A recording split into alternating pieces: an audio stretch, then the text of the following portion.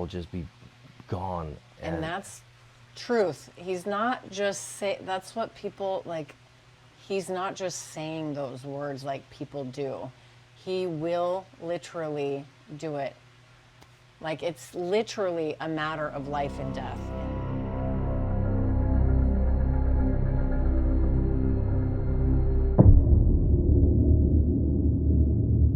I'm Jen.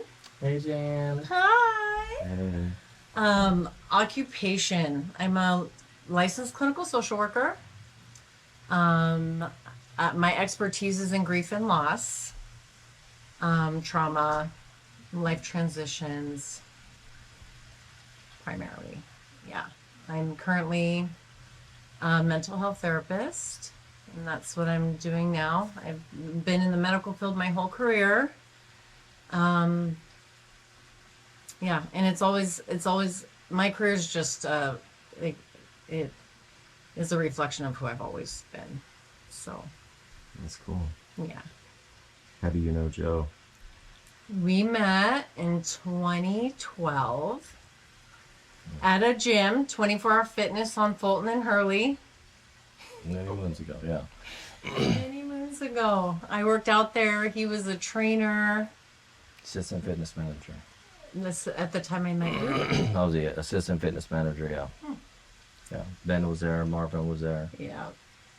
And I approached him. I think you were even doing like bench, if I remember right. He was working out. He was working out. And I did approach you. Yeah. And just said hello, had questions about, I'm always curious. I always want to learn. I'm always wanting to be better. So I just, I don't know, walked up to Joe and asked for help.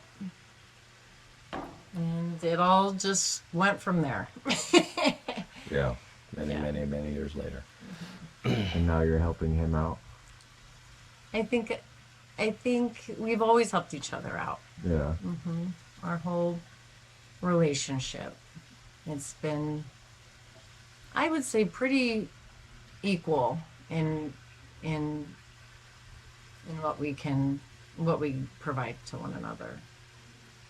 Yeah, I would say it's equal in terms of what I have allowed myself to feel and to understand. So you got to stop and think about when 2012 I was 1 year out of prison. So I think that's when we met, in 2012. So I didn't do drugs, I didn't drink, I didn't party. I was very, very different. I was very militant. I was closer to being inside than being free. So I still conducted myself like I was in prison, and I wanted to follow all my steps, to staying out. So she got a part of me that was still very, very militant, and I remember getting visits, and I told her about it from people, and a lot of people don't know about it, but it was just a different time, that's all. Mm-hmm.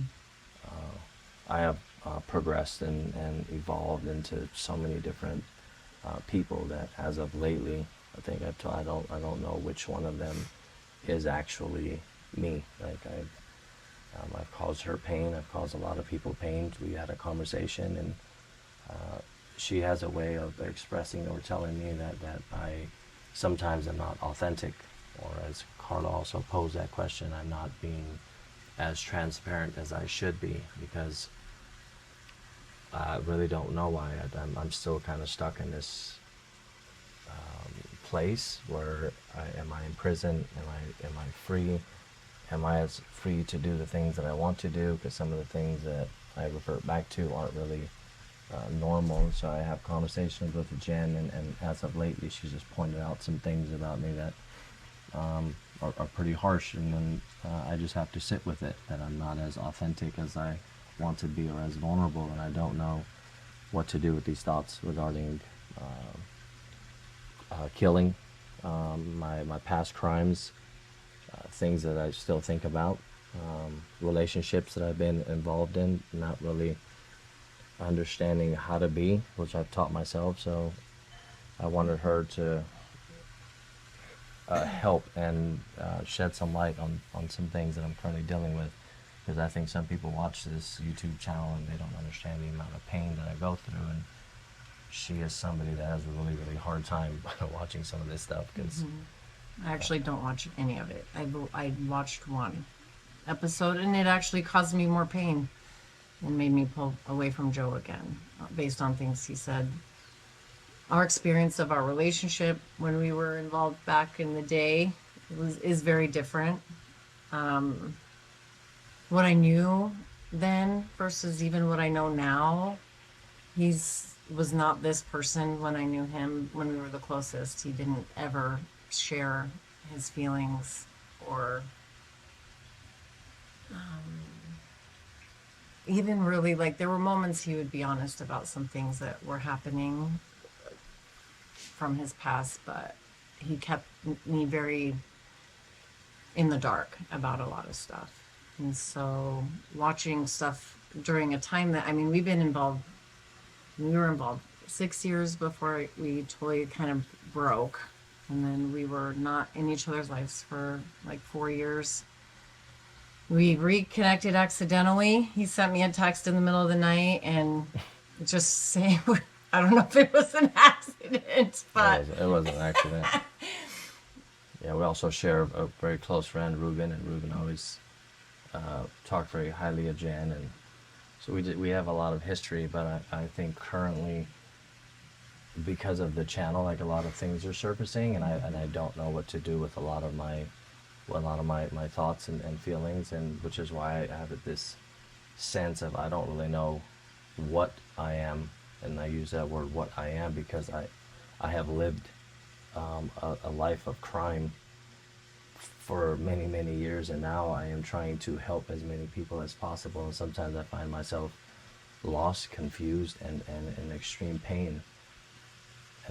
And it's hard to watch the videos because I am someone who's very in touch with people's pain. So, and given our complicated relationship, I felt like I couldn't listen to things that he's been through and not want to be involved or get pulled back into his life again. And I'm still kind of feeling out how close I want to be to Joe, honestly. And so, and it's hard. I don't know. I am also conflicted on how I feel about him saying all this stuff to the world, because it's not entertainment. Like, it isn't, it's a fucking someone's life. Like, this is like things that he actually did and experienced. And if people were present for 5 seconds with what he is saying, you can only feel like sadness and pain and being heartbroken for someone who has had to do what he's had to do, what circumstances had to be true for him to be developed into that kind of person. And I am very in touch with all of that stuff, so it hurts me. It causes me a lot of pain, and I don't like that people almost like glorify Joe or look at what he's been through, or I don't know. Sometimes I think it's just for the wrong reasons, and that's hard for me to support people's why they're latching onto you, and I'm helping you now because I want you to be clear. How I feel is like I want you to be clear on why you are doing this. Is it for success, for more attention and glory, or is it truly to heal? And I don't know that you know that. And so, well, can it be all those things? It could be all those things. Yeah. Well, I think, so let's just go back to how this channel even got started, because you were there. So me and Miles go to a rave, and I did an obscene amount of shrooms, and I was in a lot of pain. and you were in my life at that time for with the divorce, and I was I was suicidal. I told Carla the other day that I would.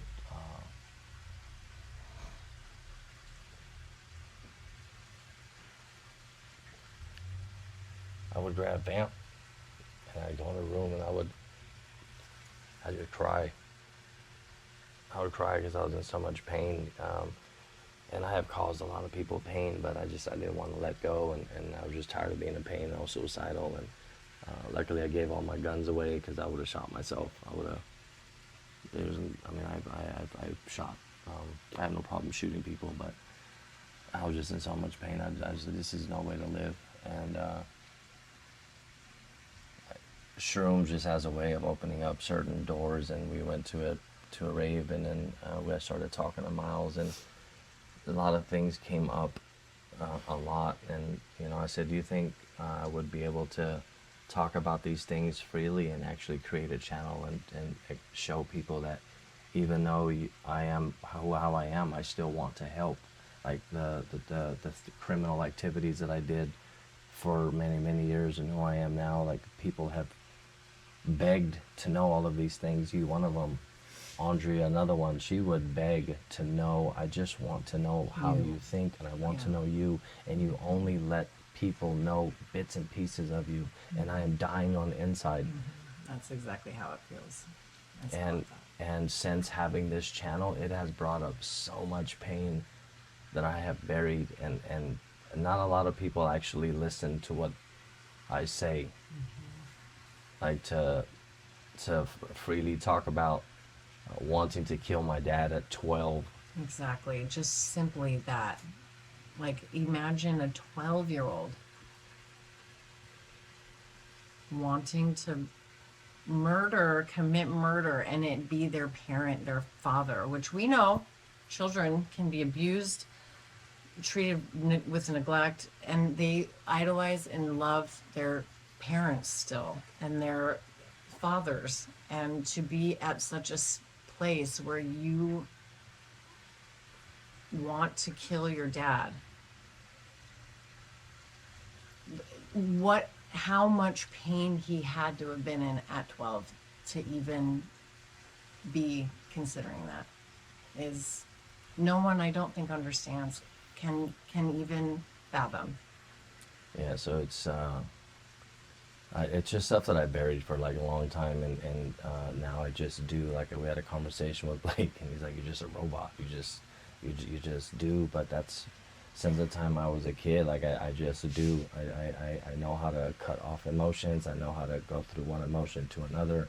I know how to be high in a situation, and I know how to conduct myself. I mean, Blake has seen me like high, and he's like, I don't understand how you can still read the room as clear as you do and understand everything you're doing and be so present. Like when I was at the rave with you, I mean, he was Miles was like, what is going on right now? I mean, you can talk about that a little bit, but I knew exactly what I was doing. I knew I was feeling myself. I was in a flow, and I was ready for anything to happen, and I didn't care. And that's the closest that I've ever gotten since being out, that I genuinely wanted to hurt somebody, and I was looking for it, and it wasn't appropriate, and like we came back, we talked about it, and that's how this channel came about. A sense, and all the speakings, like after every speaking that I do, I break. You were loose that night, and it was like 50-50, which I've been on shrooms too. That primal like craziness you tap into, to where you're like, I could fuck somebody up if I need to, but then there's also the loving side.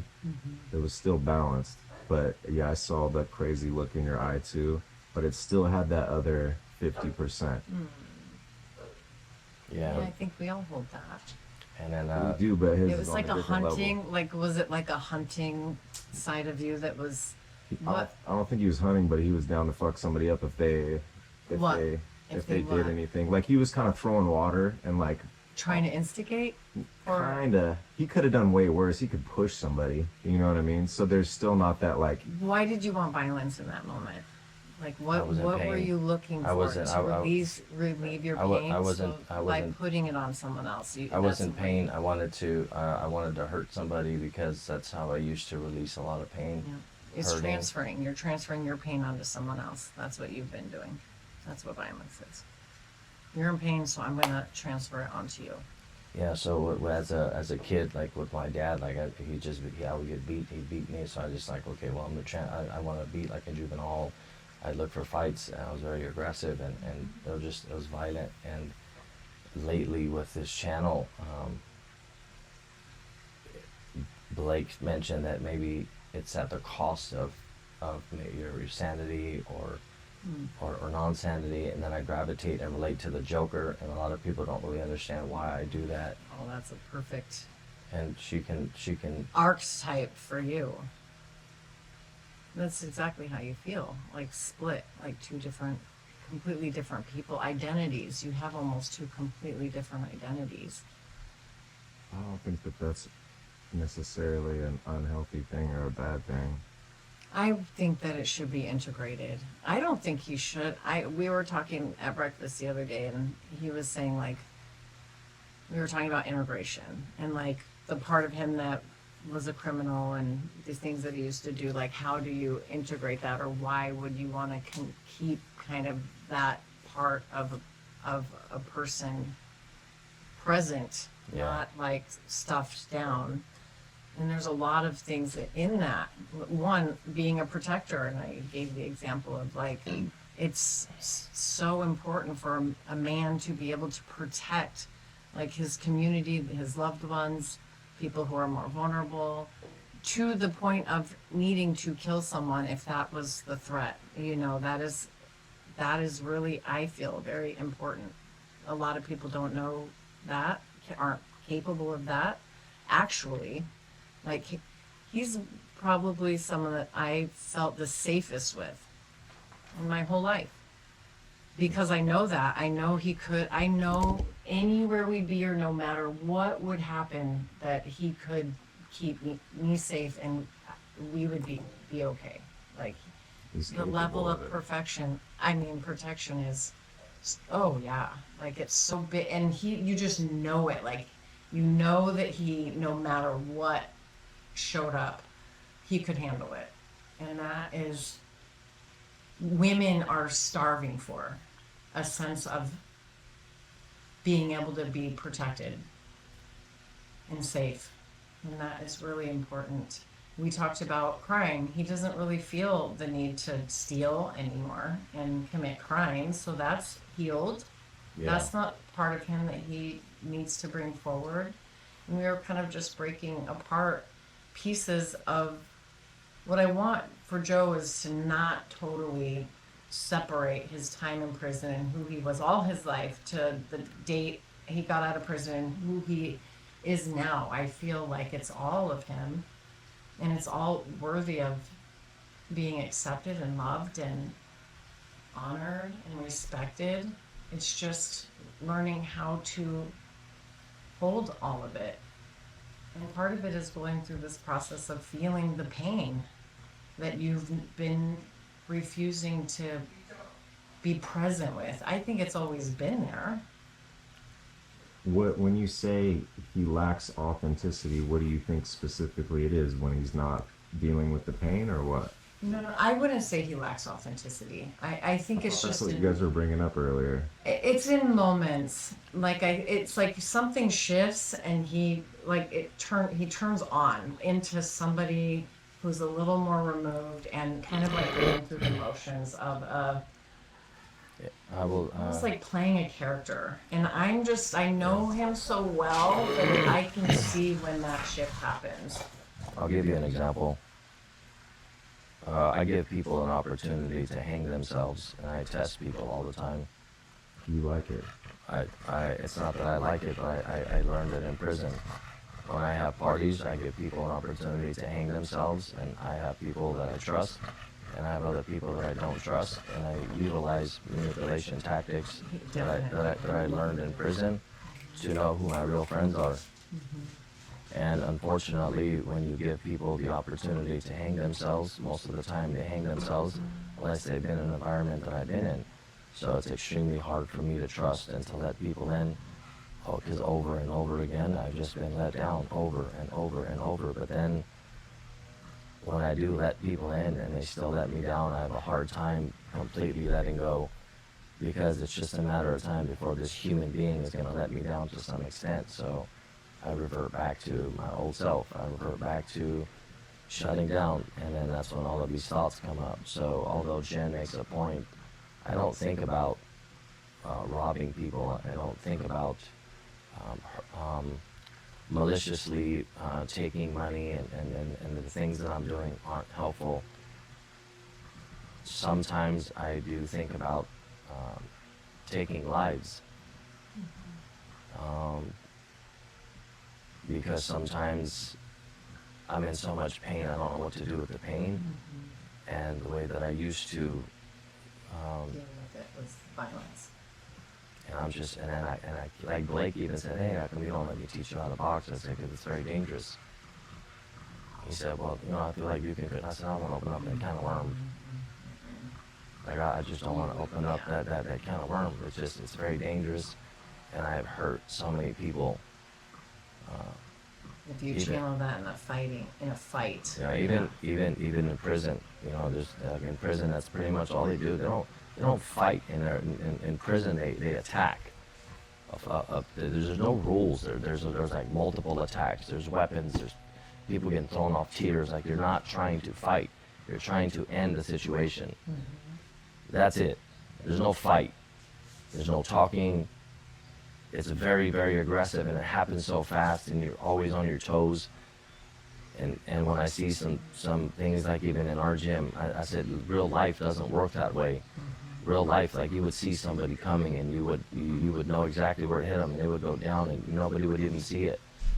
I've just seen so much violence, and then I'm out here in this real world, actually letting my guard down, which I never did with her, like my emotions, and I'm trying to love, and I'm trying to let people in, and it's very, very painful for me, because I don't know how to love properly. Because look at my my relationship with my dad and my mom, and with my sisters and with my friends. Like, it's all just been violence, and then most recently, I've decided to let women in on another level, more than just sex, and it's very, very painful, because I don't know how to navigate between sex and love and the heart and the mind, on top of it having an attachment. Like there's a book called Attachments, and I'm still learning and growing. Like, when I was in prison, You're new to it, dude. It's your first 2 big relationships.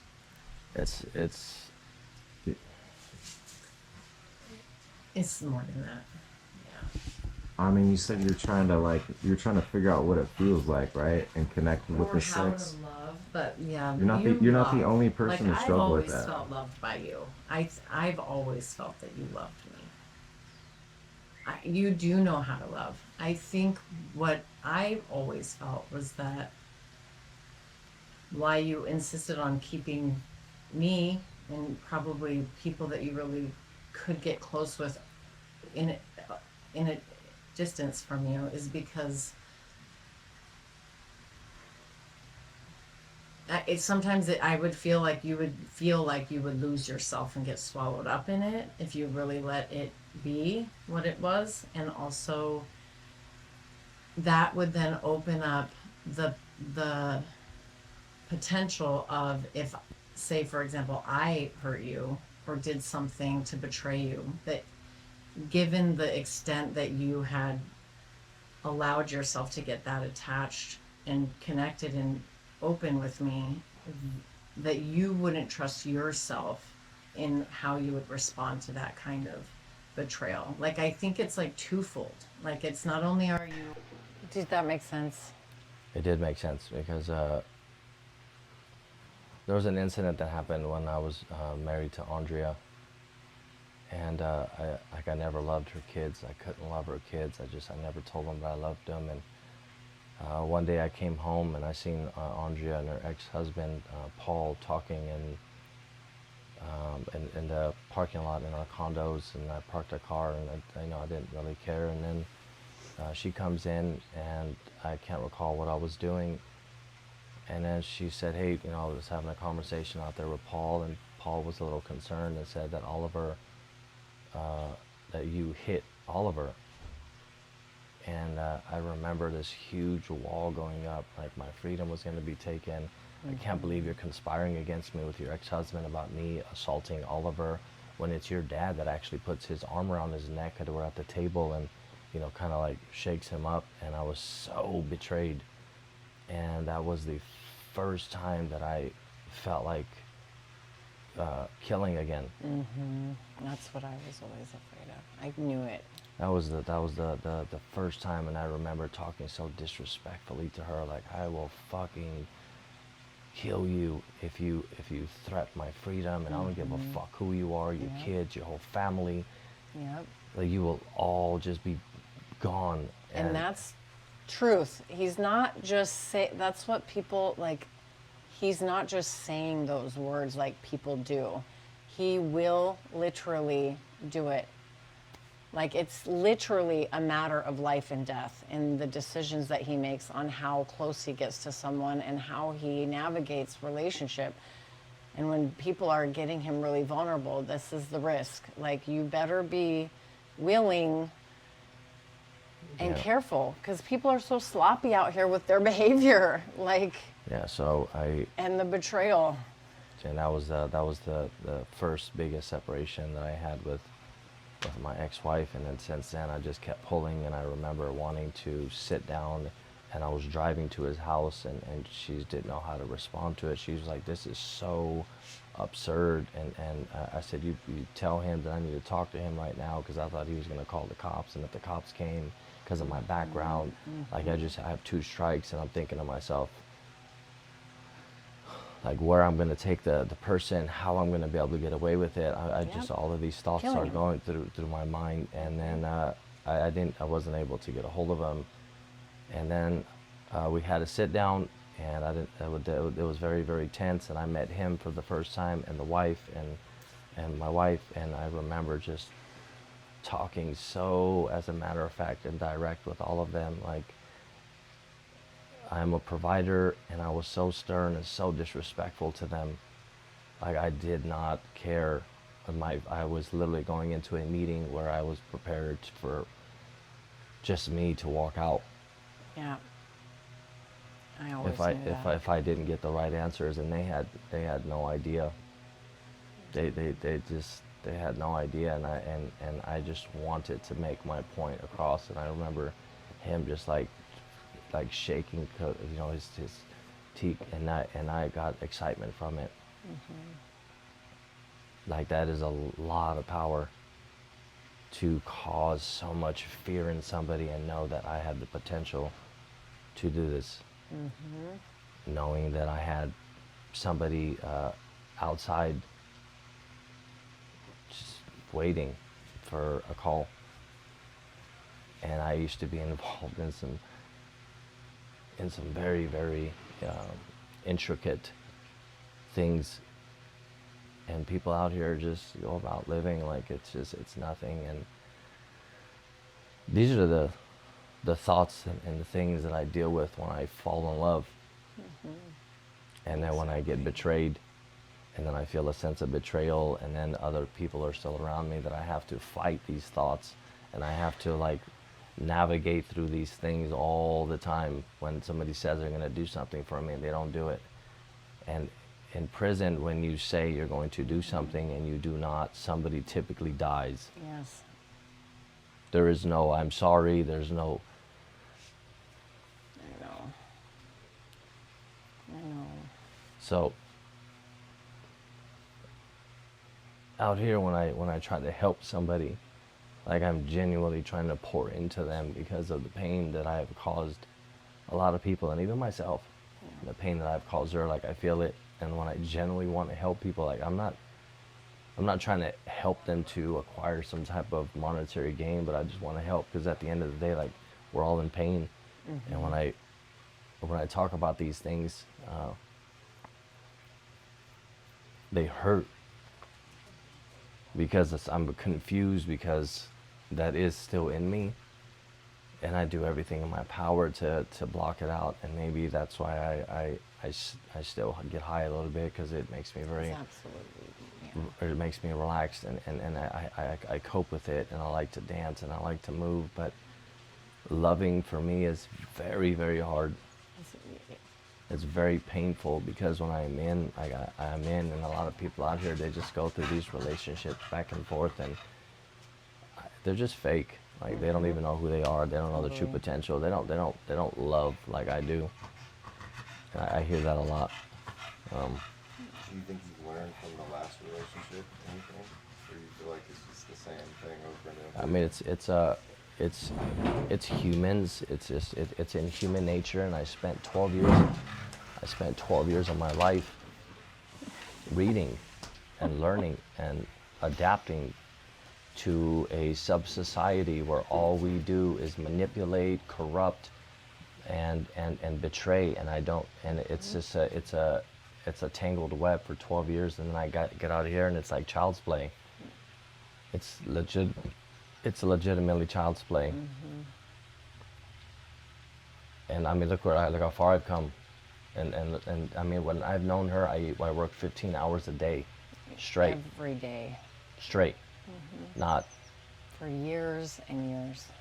And and she, and I used to talk to her. I said, I feel like I'm losing myself, like I'm not putting myself first, and I was addicted, and I felt like the further and further that I got away from my past, the further and further that I would get away from this person. But I can't get away from this person, because circumstances and situations come up, and it's always going to be there. Yep. So I really cared about her, and I was afraid, and people were visiting me, and there was some shame and embarrassment. And also too, I grew up just don't say anything. You can't say anything. Just don't tell people your secrets. Don't tell people how much you know. Don't tell people that you can read the room. Don't tell them that you can tell that they're lying. Like, I can pretty much tell if somebody's lying to me really quickly. Man, I just don't say anything. I keep on doing what I'm doing. I use my same tactics. It's manipulation, and I just try to use it in a manner now where it helps people. It's the same thing. So I think Jen over the years has seen me transform, or maybe just be more vulnerable. I think from my perspective, I think you're growing into the person that I've always seen. Like, I've always seen you in this. I think that's what has been hard for me, is seeing you not be this, knowing you. Yeah. So That's that's just one aspect of stuff that's happened since I've been out here. We don't need to get into the most current one and where I'm at, and the boundaries that other people instill on me. We can have a friendship under these circumstances that I allow and I accept. Because at the end of the day, like, who am I to demand that in order for you to be in my life, it needs to be under these circumstances? And that's what a lot of people out here do, and they get hurt. And they're very, very on like this high horse, like, if this person doesn't meet all of these qualifications, then they can't be in my life. But look at what I've done. That's what I was going to say. Like, you have a hard time with people betraying you and you forgiving them. You actually say that you don't. Like, it's like one and done. But yeah, you've caused me, people, so much betrayal and pain. Yeah. Yet you expect, that's how I felt, like you expect me to forgive you. Like, that is what you always expected. Yeah, and that's You insisted on being in my life and insisted on me being in a different place or forgiving you or whatever, and it's like, I will be in her life at this capacity only, take it or leave it. And how did you betray her? How did I betray her? By not being honest and transparent and vulnerable, and allowing her in like she wanted to. And instead, I was playing this multiple sides like I always do. But I was too close to prison, then out. Like, I'm so far out that I've allowed more and more people in. This is how this channel even came about. But back then, it was he kept me completely, like, he literally lied about, he made me believe that we were in a relationship. He was in love with me, yet it was as if he lived other lives incongruent with the relationship he had with me. And he kept it all hidden from me, and I had over and over and over again. We went through it many times. Lies, betrayal. We catch it, we deal with it, we get back together. He did it again and again and again and again. yeah, there was I was lost, confused. I didn't know how to deal with pain. Also, I think you did not like that I saw you. Like I'm a person that you can't hide yourself from me. And I think that you craved someone who could see you and see you. Like, I knew what you were capable of, and you didn't even share with me at that time, like, the detail, like, that he is now. Like, I knew that in my core. Like, I knew the risk to my life being involved with him then. I knew what he was capable of. But I always saw all of it, and I think that scared you to death. That I was someone that could see right through you. And I always knew what the fuck was going on, and you, like, that's when you're somebody who needs to keep people controlling on what they know about you, what they see, what they believe, and you can't do that to me too. You were very conflicted about me, I felt. It always felt that way. Yeah, and fast forward to Today, here we are still. just a different. I didn't know then that she would be the person to explain a lot of the confusion that I have now, because I have people that I talk to. I read a lot. I'm not stupid. Like, I read psychology books, but you can't psychoanalyze yourself. It's just not going to happen. No. Because there's too many. Nope. I can manipulate and hide only so much, and I'm like, oh, that's not true.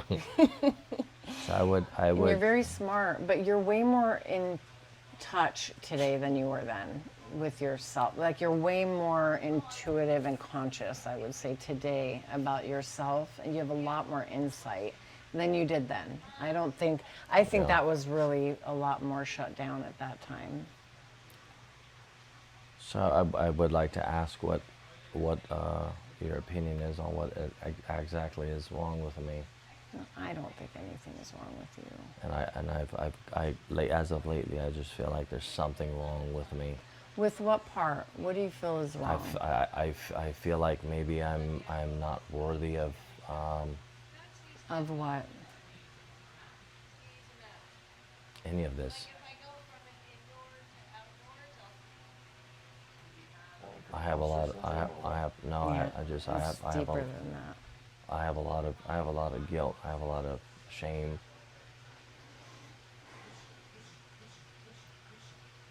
Do you think this is forced, this life that you have, that you've created it ahead of itself, ahead of your worthiness of it? Like, you didn't earn it in at the pace that you healed and were worthy. You forced this. I would agree to that. I do think that I've controlled it far ahead of what it would have naturally kind of progressed as you healed. I think that my driving force was me never wanting to go back to prison. Mm-hmm. And that driving force was so profound that I did things that your average person just is not going to do. Lack of sleep, just ambition. But that was also rechanneling your trauma and like not being able to be violent. That was your way of still brushing up against that threshold of like intensity that you still are doing in some ways, that you feel like you have to do to kind of keep that energy moving in your body, because you're choosing not to be violent right now, but you still have all that energy in your body that you're trying to channel, and you do that by working like you do and giving and all of that, like all of it's driving everything. That's why, like, you'll say You say a lot of things, and I'm like, you just give it 5 years, and I see you. Like, I know who you are as a much more calm kind of, you, once all this is healed, it isn't going to present the same way as it still does today. I think you're very driven and ambitious, definitely, but I think it's been fueled by your trauma and pain and the desire to be violent. And when that is healed, that will still all be a part of you, but it will be expressed in a more balanced way.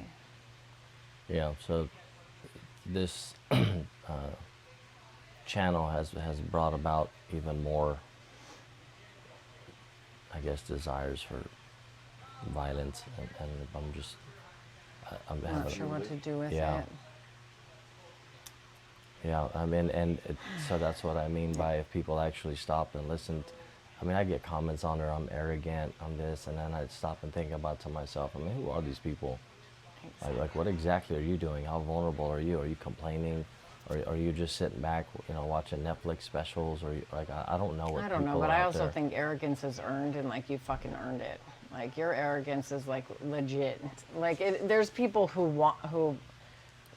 The thing about you is who you are is fully legit, no matter how you're presenting. When I say you're being like inauthentic, it's not that. I think sometimes you just almost become an automatic pilot and are going through the motions. You're so smart that you've memorized like every, quote you could throw at someone, and you have a lot of good advice to give people, but you don't fully embody that stuff. And so it's different to be someone who speaks what they embody because it's their truth than someone who can just regurgitate bullshit to manipulate circumstances or to help people. But what I sense is like, I can tell when it's just kind of regurgitated information and it's not stuff that you've even fully embodied yet. Which is fine. We all have that. But that's just sometimes where I see sometimes things are not totally congruent, but it doesn't mean it's not what you know. It doesn't mean it's not coming from a clear, intentional place, Yeah. You deserve all this, man. Yeah. I think the fact that you use your pain to create all of it in an unhealthy way, it's whatever too. That's fine. Yeah. What do you think's gonna happen when this gets bigger? There's gonna be 10,000 people commenting saying you're arrogant and talking even more shit. But that's the thing. You also don't care about those people. Like, who do you care about? Like, who are the people that you want to heal? Like, what population? Like, who are you really trying to save? Is what my question was. It's like, who really can take your message and benefit or mitigate going down the same path you went down? Like, it's like boys that are in like junior high, and it's like, like it's a specific demographic of people that I think your message would be far more powerful. Well, even like the teenagers that I've mentored, they Exactly. I remember telling a story to Russell, and Leslie was there, and Jeff was there, and they were in Folsom, and Leslie had a question. She goes, "Sure, I have a question for you. Where'd you get all your tattoos from?" And they didn't know anything about me. And I was gonna lie again, and I'm tired of lying, and I told them my story. And Russell he got emotional, and the dad got him. They were floored, and he stood up and he said, "You should write a book." He said, "You've impacted my life so much in high school. Like, I have a stuttering issue, and I would come, and you never judged me. You never took my stuttering as like as a crutch, and you've always pushed me to go past it, and you've shown me how to actually use my stuttering as a gift." And he's in college now. He's done so well for himself, and I would go to all of his games, and I hate people that just use their limitations as a crutch. Like, you stutter, so what? Use it as a gift. There's probably people out there that are probably dying to hear you talk, and you're working through it. And even me, like, I do not like people that get out of prison and they just use that, like, I can't do anything, I'm out of prison. I'm like, you're just a lazy fuck. Like you misused your time like I did for a number of years, but it wasn't until the last bit of my stay that I didn't misuse my time. And I just learned and I learned and I learned how to transform my mannerisms, the way that I spoke, because I can't be that person that I was in prison out here, because I knew it just wasn't going to work. But I also had to be aware, so I had to stop doing drugs, stop drinking, and I had to be present. And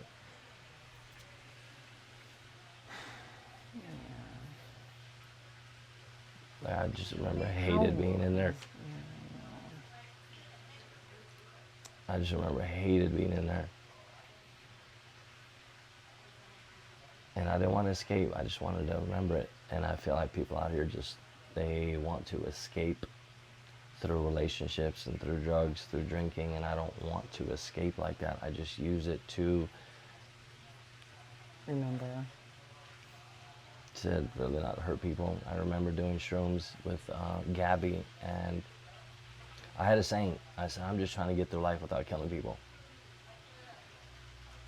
And she really got to know me, and at first she thought that I was kidding, and then towards the end she was like, he is so serious. He is doing his best just to get through life without hurting people. And that's why I give, and a lot of people don't really understand that. And to your point, yeah, they want to ride coattail, and then they want to look at my channel and they want to be like, oh, I know him, he's cool, he does some pretty cool stuff and he helps a lot of people, but... Or that's so crazy and I've never heard anything like this, and just kind of, it's like, you know, like the news today, you know, but it's not that, it's your life. And I do think there's some adults who can benefit from it, but like you experience every day, you are running circles around everyone that is you're around, you know, like what I want you to be connected to is with people who are really ready and open for what you have to say, and their lives will actually benefit and change based on your testimony.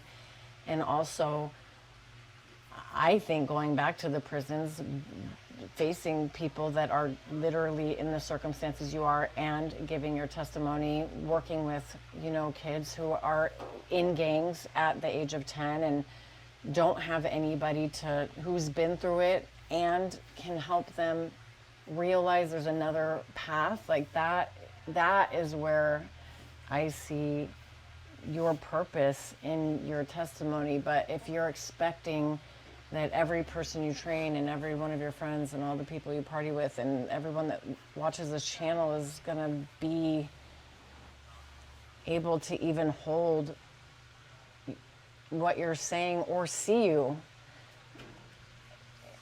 it's just a lot of wasted energy, I feel, because if this is channeled towards the right population, it can be extremely powerful. Yeah. So what do you recommend he does? Channel it towards, be more intentional with the population that you're speaking your truth to in your story, and why you're doing it. Like they say, you're so giving, and I think it's just been this, it's all a process. I mean, this is what we all do. I mean, I've also, you know, in my work, I've also tried to save everyone that comes into my life. You know, that's because it's who I am, but I've learned, like you learn as you grow and develop, you know, how to best utilize your gift. Yeah. So that it's purposeful, so that you're not wasting a lot of energy, so that you are, you know, preserving what you need to for yourself, so that you can be more powerful when you actually speak and do what you do. You know, I think that it's just a natural progression. I'm not saying, I think it's perfect how it's all unfolded. And I think you are. I don't think there's anything about you that's broken.